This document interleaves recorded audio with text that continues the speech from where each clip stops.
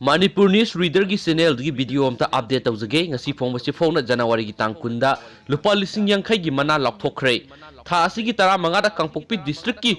तुमनौपोकपी village मना की national highway 2 दा गाड़ी ने थमलंबदगी KSO की मेंबर्स ओइबा नहा अमा लैखिदबा थौदो अदुगा सेनरीबा गाड़ी अदुगी पाव पीबा ngambada लुपा लिसिंग यांखै की मना पीगिने हाइना कांगपोकपी पुलिस ना लाउथोखरे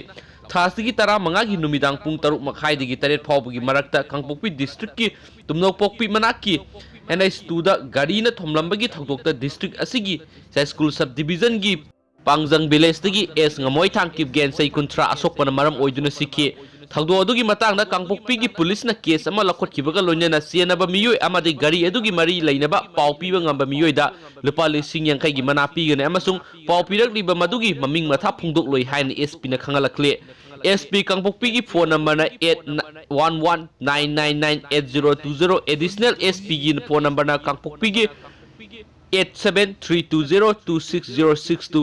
SDPO Kangpokpi की ना 9899210672 OC Kangpokpi SP की फोन नंबर ना